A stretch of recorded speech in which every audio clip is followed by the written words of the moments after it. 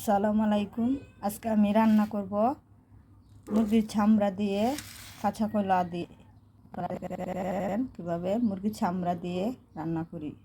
একটা কড়াই বসিয়ে কড়াইয়ের মধ্যে দিয়ে দিলাম তেল। তেলটা আমি ভালো করে গরম করে নিলাম। এখন আমি এর মধ্যে দিয়ে দেবো কাঁচা কলাগুলো।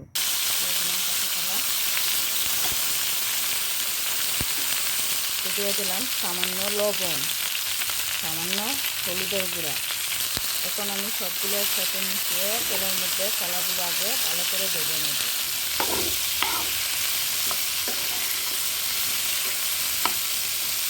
কলাগুলো আমার ভাজা হয়ে গেছে, এখন আমি নামিয়ে নেব। বসিয়ে দিলাম একটা কড়াই, এর মধ্যে দিয়ে দিলাম তেল। তেলটা গরম হয়ে গেছে, দিয়ে দিলাম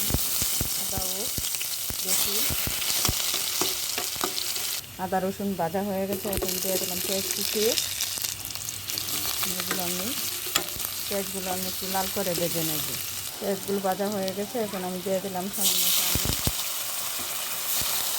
দিয়ে দিলাম 2টা তেজপাতা, চাল, এলাচ, লবঙ্গ, লবণ, লাল মরিচের গুঁড়া, হলুদের গুঁড়া, ধনিয়া গুঁড়া, জিরার গুঁড়া। আমি মশলাটা কিছুক্ষণ ভালো করে কষিয়ে নেব। মশলাটা আমার কষানো হয়ে গেছে, তেল ছেড়ে দিয়েছে। এখন আমি এর মধ্যে দিয়ে দিচ্ছি মুরগির চামড়াগুলো। মশলাটা ভালো করে মিশিয়ে নিলাম। এখন ঢাকা দিয়ে এটাকে কিছুক্ষণ জাল করে নেব। আমি এখানে কোনো পানি ব্যবহার করি নাই, চামড়া থেকেই পানি উঠেছে। মুরগির চামড়াটা আমার কষানো হয়ে গেছে, আমি এর মধ্যে দিয়ে দেবো কলাগুলো। দিয়ে দিলাম ভেজে রাখা কলাগুলো। ছেড়ে সঙ্গে আর কিছুক্ষণ কষিয়ে নেব। আমি এখানে 4-5টা কাঁচামরিচ দিয়ে দিলাম।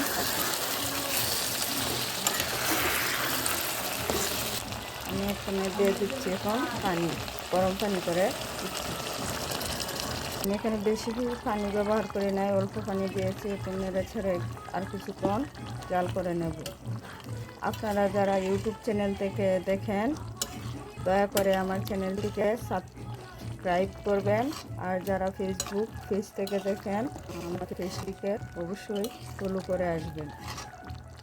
এই যে আমি এখানে কয়েকটা কলা রেখে দিয়েছি, কলাটিকে ভর্তা করব। এই যে আমি এখানে কয়েকটি কলা রেখেছি, এগুলো আমি ভর্তা বানাবো। দিলাম পেঁয়াজ, শুকনো মরিচ একসাথে আমি ভালো করে মিশিয়ে নিব। পেঁয়াজ মরিচটা মাখিয়ে নিলাম। এখন দিয়ে দিচ্ছি সরিষার তেল। তেলটা দিয়েও আমি কিছুক্ষণ মাখিয়ে নেব। এখন দিয়ে দিচ্ছি সিদ্ধ করে রাখা কলাগুলো।